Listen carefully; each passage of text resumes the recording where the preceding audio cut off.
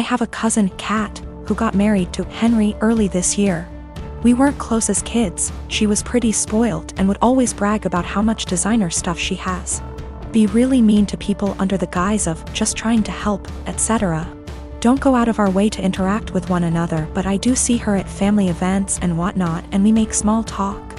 I'm engaged to Chris, who is a software engineer.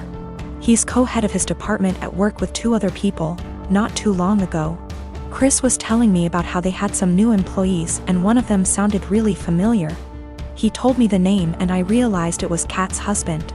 Also, he and Henry hadn't met face to face yet. Kat and Henry had a huge wedding. It was really nice, but all she did for months is brag about how amazing her wedding was. The wedding stuff's died down now, so recently she started going on about how wealthy her husband is and what a great lifestyle they have. One of my other aunts celebrated her 50th about a week ago. I went with Chris and Kat was there with Henry. We were chatting and Kat was saying how Henry has a fantastic new job that pays even more than his previous one. Henry chimed in and said that they were already planning to buy a new house.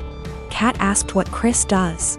I said he was an engineer like Henry and he has a good job too, but I'll admit I left out where he works on purpose. She smiled and nodded, then said it's fine. She understands that I'm embarrassed and want to keep it quiet. So that was pretty much the end of our conversation then. When we were leaving, she pulled me aside and told me to let her and Henry know if we needed help with the wedding. Obviously I knew what she meant and it was just another dig, but I said, "Bye," and left. Literally 2 days later, I get a DM from Kat and she's furious, well, as much as one can be through text. That I didn't tell them that Chris was one of Henry's bosses. Henry was shocked to see him in the office and Chris made a comment, "Tell Kat OP and me don't need help but thanks for offering." Henry's really embarrassed and so's Kat, and she said that we made them look bad on purpose and if she knew, she'd have never made those comments. It was my duty to tell her and Henry. Chris and I had a really good laugh over this, but she sent a text out to the family group chat we have saying how she was blindsided by me. A few others said that what we did was petty and wrong. I am part-timing in an IT company that is very close-knit. My boss Steven and his wife were always sweet. It was my first month and it was my boss's birthday week. So he and wife Melissa were kind enough to include me in this fancy dinner they were taking everyone to. A week prior to the dinner, Melissa added everyone to a group chat and asked whether we had any suggestions on where to eat. I told her that I am fine with anything as long there are vegetarian options available or at least chicken. They brought their daughter Steph to the dinner and she is a sweet little girl. Now Steph was really interested in me and she kept on asking me questions about how I look the way I look. Now I am short, 5 feet, but can be somewhat deemed as fit to today's generation. I was transparent with her and told her that I don't restrict myself to certain foods but rather eat everything in moderation. Plus I have a plant-based diet and home-cooked meals so that helps, and I also lift weights. Now Melissa overheard our conversation partially. She pulled me aside and told me that Steph was recovering from eating disorder, so she encouraged me to be honest with her and not lie to her and not to order anything that screams diet. When I saw the menu, there were little to no vegetarian options available. It didn't have anything for me. I was very disappointed and made a comment that, "Oh wow, there are no vegetarian options." Melissa chimed in and said that eating meat once in a while won't affect my weight. Now, when I say plant-based diet, it's not that I don't eat meat, but I only eat chicken maybe once a week as a side dish, and certain types of fish occasionally, but other than that I mostly eat vegetarian dishes.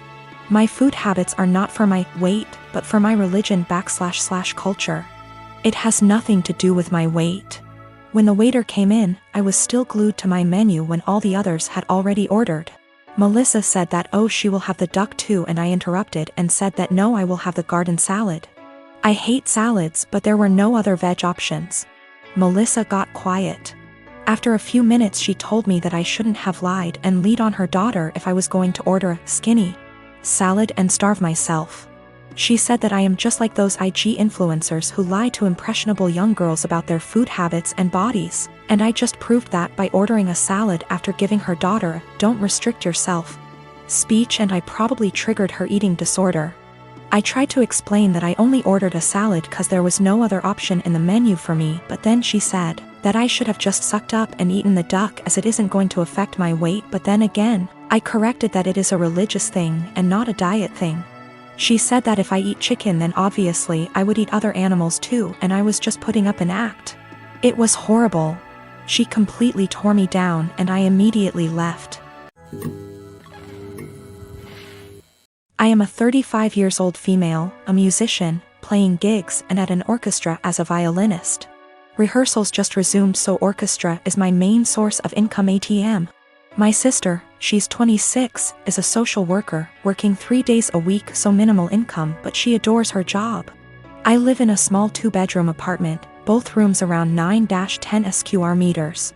Using the second room as a practice room / storage for my instruments, 3 violins, 2 guitars, a digital piano, a small drum kit, and other stuff. 4 months ago my sister broke up with her BF and I offered her my spare room, temporarily. I moved most of my stuff to the living room so I could fit a small bed in there. Sis moved in, but she asked me to move more stuff to the living room. I moved pretty much everything sans the piano, to the point where the living room became uninhabitable. Then she started complaining about my violin playing, saying it gave her headaches. I told her I couldn't stop the daily practice without risking my only steady income. The arguments got worse. She told me to play only when she wasn't home, but with her work schedule I couldn't afford that. I tried switching to the electric violin, but even that can be pretty loud, so it didn't help. Several times I reminded her this was only a temporary arrangement, but she didn't seem to hear me. 2 weeks ago I arrived home to finding my piano in the bathroom, near water and humidity, because my sis needed the space for her new double bed. When I told her she can't SRSLY expect me to store my piano there, she said, "Yeah, you will just have to sell it, I guess." I got so mad I told her she has 7 days to leave, but she didn't take me seriously. For a week I only talked to her to remind her how much time she has left, but she always laughed it off, told me to stop acting like a crazy person. When the deadline came I boxed up all her stuff while she was at work, booked an Airbnb bedsit close by and drove her stuff there. She was livid but couldn't do anything but take her new keys and stay there. The following week she kept calling me with an increasingly apologetic tone, saying she shouldn't have moved my piano or bought a bed. She promised she would put more effort into finding a new place. And by the end of the week I considered most of our issues at least addressed, so I drove to help her move back. But when I was carrying the first box down, she went, "I do hope you will at least stop with the violin this time." I absolutely refused to take more of that *****ing violin. I dropped the box, wished her good luck and left. Now, 2 days later, on one hand it feels like a huge overreaction to leave my own sister literally homeless because of an argument about the violin. I know she cannot afford to stay there, but on the other hand I have no plans to allow her back here, because I feel she would just continue crossing boundaries and never leave.